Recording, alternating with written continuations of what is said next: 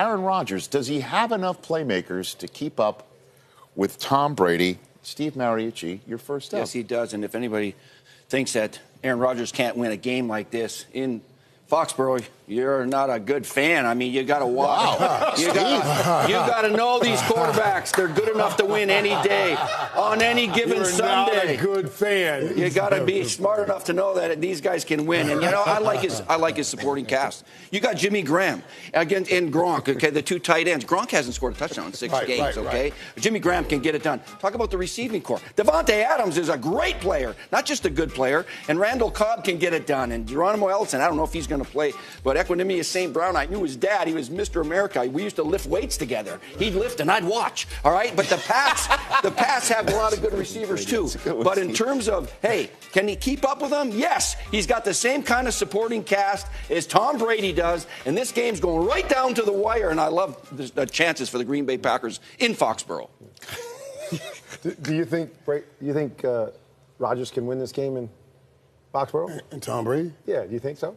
Oh, yeah, he could. He's a good fan. I think Tom Brady can win, too. I'm a good fan. Good fan. I mean, I watch, I'm a good fan. We're going to find out when you make picks. Absolutely. And absolutely he has enough. I tell you what, we keep coming up with this question. And if we put that same group of guys over there with Tom Brady, he would be winning with those same group of guys that we're talking about. Does Aaron Rodgers have enough? He had enough last week. He almost beat this team. He almost beat the undefeated Rams last week with this same group of guys. All he needed was the opportunity to make that last drive that he didn't get an opportunity to make. So we ask this all the time because I don't know why we ask it all the time, but absolutely he has enough.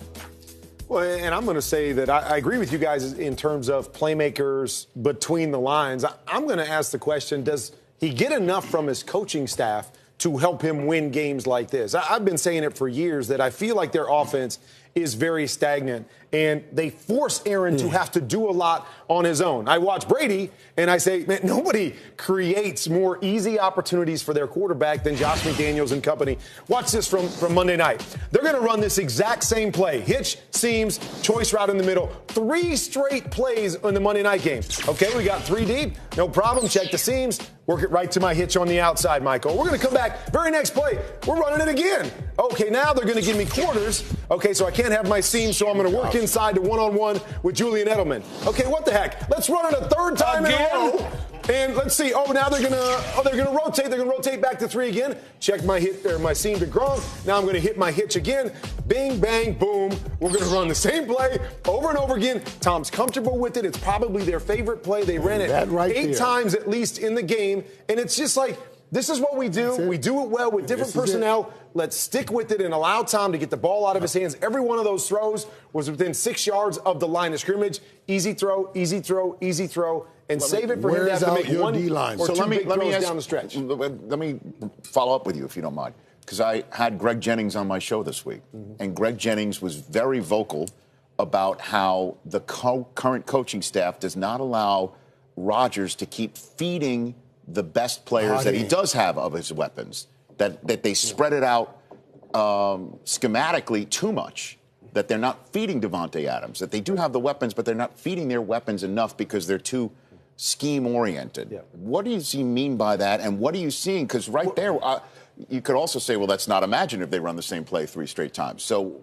put it all together, what you think is happening in Green Bay here. Again, I think you have to be creative in how you attack teams. And if you notice that play with New England, what they did is they put their 2 backs, their running back and their fullback, out on the edges. They put their 2 receivers, or Gronk, and their best receiver on the inside, and then Julian Edelman way on the inside to run the choice route. So what they do is they use their personnel and move them around. So if you want to cover our backs with corners, we get advantages on the inside with linebackers on our best players. And so it's being able to change things up so you put your guys in the best situations to succeed and make it easy on your quarterback.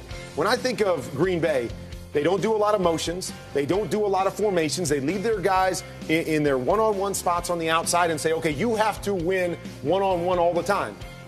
That's tough for any receiver against good defenses, where if you changed it up and went bunch formations and motioned guys around and put Randall Cobb in the backfield, which we've seen at times, you create easy opportunities for your quarterback and your wide receivers to make those plays. But I will say this, Rich, sometimes I wonder if you have a system like a Seattle system or a Green Bay system where they don't have a lot of flexibility in the system, do sometimes you say, well, what those guys, Russell Wilson and Aaron Rodgers, are so good at is getting out of the pocket and creating plays. So we don't want to force everything over to one side of the field. So if he starts to scramble, we don't have those big play capabilities. So let's keep it a little more stagnant and basic to play to maybe what their greatest strengths are. But I just think it makes it hard on a quarterback because we depend on Aaron to do so much outside the pocket that he doesn't get those easy opportunities like Brady does. Focus become the after play and not the play. You were laughing?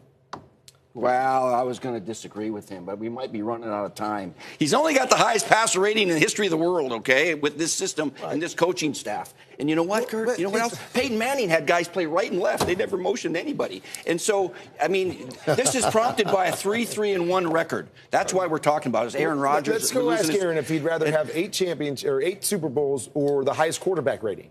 Yeah, he's unbelievable at what he does. They just don't make the game easy for him so he doesn't have to win games being that special quarterback every single time he steps on the football field. Make it easier on him so he makes 1 or 2 of those plays and you win games and you win in the playoffs. That, to me, is what it's all about, and that's what Aaron, I think, would trade. He's special. He's great in those moments, but he doesn't want to have to live in that world that makes it too hard to win games year in and year out, and especially at playoff time. I'm loving this. We need to feed you more apple cider masquerading. Bring it. Bring it. Happy anniversary.